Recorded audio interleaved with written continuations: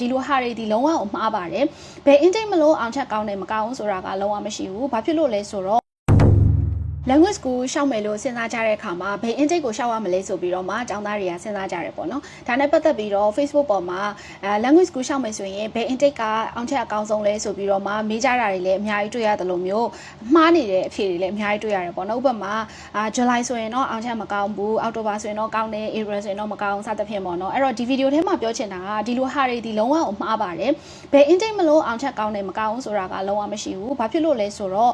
လဝကအနေနဲ့ကထားပါတော့အောက်တိုဘာ intake မလို့ဒီတစ်ခေါက်တော့ပြပြရွရွလေးစစ်ပေးလိုက်မယ် April မလို့ပို့ပြီးတော့တင်းတင်းကြပ်ကြပ်စစ်မယ်ဆိုတာမျိုးလုပ်လို့မရှိဘူးပေါ့နော်ဆိုတော့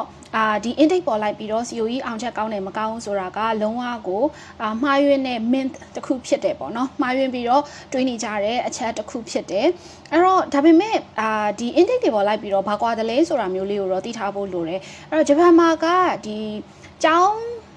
နှစ်ပေါ့နော်စာတင်နှစ်တွေအကုန်လုံးက April လမှာစတယ်စတာဖြစ်တဲ့အတွက်ကျောင်းနေသည်သူတို့ကျောင်းတစ်ခုချင်းစီကလက်ခံလို့ရတဲ့အများဆုံးလူဦးရေကျောင်းသားပမာဏသတ်မှတ်ထားရှိတယ်တချို့ကျောင်းတွေဆိုရင်100ရှိမယ်တချို့ကျတော့300တချို့ကျတော့1000စသဖြင့်အမျိုးမျိုးပေါ့နော်အဲ့ဒီမှာသူတို့ဒီကျောင်းသားအများဆုံး April intake မှာလက်ခံကြတယ်ဘာလို့လဲဆိုတော့ကျောင်းသားအများဆုံးဒီ March လမှာကျောင်းပြီးကြတဲ့အတွက်ပေါ့နော်ပြီးသွားပြီဆိုရင်တော့ April မှာသူတို့အများဆုံးပြန်ပြီးတော့လက်ခံတဲ့အခါကျရင်အဲ့ဒီမှာမလောက်ခဲ့တဲ့ကျောင်းသားဦးရေထပ်ပြီးတော့နေရာလွတ်နေတဲ့နေရာအတွက်ကိုအောက်တိုဘာမှာပြန်ဖြည့်တယ်ဒါမှမဟုတ်ရင်လည်းဂျားတွေက July နဲ့ January intake ရှိတဲ့ကျောင်းတွေဆိုရင်လည်း July နဲ့ January intake မှာကျောင်းသားလူဦးရေကိုပြန်ပြီးတော့ဖြည့်လေးရှိကြတယ်ပေါ့နော်အဲ့တော့ April intake မှာရှောက်ခြင်းအပြင်အကောင်းဆုံးချက်ကဘာလဲဆိုတော့ကိုကကျောင်းသားဟိုဘက်ကကျောင်းသားခေါ်တာလူဦးရေအများဆုံးဖြစ်တဲ့အတွက်ကြောင့်ကိုဘက်ကရွေးချယ်လို့ရတဲ့option ပေါ့နော်ရွေးချယ်လို့ရတဲ့ကျောင်းပုံများတယ်လို့မျိုး interview အောင်မို့ chance ကလည်းပို့ပြီးတော့မှရှိတယ်လို့ထင်တယ်ပေါ့နော်ဆိုတော့ April intake ရဲ့ကောင်းကျိုးအနေနဲ့စဉ်းစားရမယ်ဆိုရင်ဒီဟာပေါ့နော်နောက်တစ်ခုကဒီ language school ဘယ်လိုမျိုးဒီ intake ပေါ့နော်ဘယ်လိုမျိုးရွေးချယ်မလဲဆိုတာကကိုကဂျပန်မှာ language school ပြီးတော့ရင်ဘာဆက်လုပ်မှာလဲဆိုတော့ပေါ်မှာမူတည်ပြီးတော့မှလည်းရွေးချယ်တင်တာရှိပါတယ်ဘာလို့လဲဆိုတော့တချို့ဆိုရင်မြန်မာနိုင်ငံမှာကနေက N3 pass ဖြစ်နေပြီးသားဆိုရင်ဂျပန်မှာ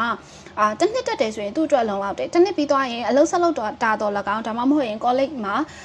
ကျောင်းဆက်တက်တော့တာတော့၎င်းဟိုလုပ်လို့ရတယ်ပေါ့နော်အဲ့လိုလိုမျိုးဆိုရင်တော့ April intake ကိုသွားပြီးတော့တစ်နှစ်ထဲနဲ့ကျောင်းပြီးလို့ရတဲ့ကျောင်းမျိုးကိုရွေးချယ်တာပို့ပြီးတော့ကောင်းတယ်ဥပမာသူဆိုရင်တကယ်လို့ October intake ဖြစ်သွားမယ်ဆိုရင်တစ်နှစ်ခွဲပေါ့နော်တစ်နှစ်ခွဲဆိုရင်တော့ကောင်းတဲ့ဘက်ကပြောရင်တော့အချိန်ပိုရသွားတယ်မကောင်းတဲ့ဘက်ကပြောရင်တော့အချိန်ပိုကြာတယ်ပတ်စံပိုကုန်တယ်ပေါ့နော်ဆိုတော့ဒီလိုမျိုးကိုကအကြောင်းပြီးရင်ဘာလုပ်မှလဲဆိုတာပေါ်မူတည်ပြီးတော့လဲစဉ်းစားတင်တယ်ဆိုတော့ဂျပန်မှာ language school စတက်တဲ့ချိန်ကနေစပြီးတော့ကျောင်းပြီးတဲ့ချိန်ထိကိုလောက်ရမယ့်ဟာတွေရှိတယ်ဥပမာ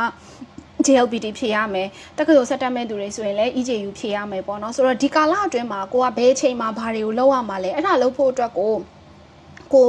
မှန်းထားတဲ့ကာလတစ်နှစ်ဆိုရင်လည်းတစ်နှစ်ခွဲဆိုရင်လည်းတစ်နှစ်ခွဲနဲ့လောက်တလား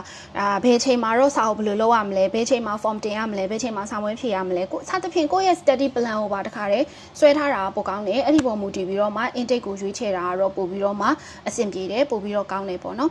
နောက်တစ်ခုကအခုလက်ရှိကိုယ့်ရဲ့ဂျပန်စာအခြေအနေကိုလည်းတည်တည်ချာလေးစဉ်းစားတင်တယ်ဒါခုနကပြောတဲ့အချက်ပေါ့နော်အခုလက်ရှိ N3 ဆိုရင်တော့တက်တဲ့ကာလဒီတိုနိုင်တဲ့ဝေးတိုတာကောင်းတယ်ဒါမှမဟုတ်ရင် N5 pass ပြီးတော့မှအခုမှဂျပန်သွားတဲ့အချိန်မှာ fall out ပဲရှိမယ်ဆိုရင်တော့ဒါ2နှစ်တက်ရတဲ့အကြောင်းမျိုးကိုရွေးချယ်တာကသူ့အတွက်ဂျပန်စာတင်ဖို့ပဲဖြစ်ဖြစ်နောက်တစ်ခုကအလုပ်လုပ်ဖို့ပြင်ဆင်တာပဲဖြစ်ဖြစ်ပို့ပြီးတော့မှအချိန်ရမှာဖြစ်ပါတယ်ဆိုတော့ဒီချက်လေးတွေကိုစဉ်းစားပြီးတော့မှကိုယ်ပဲ intake သွားရဲဆိုတာကိုကောင်းကောင်းမွန်မွန်လေးရွေးချယ်နိုင်ပါစေရှင်းနောက်ဗီဒီယိုမှာပြန်တွေ့မယ်နော် bye bye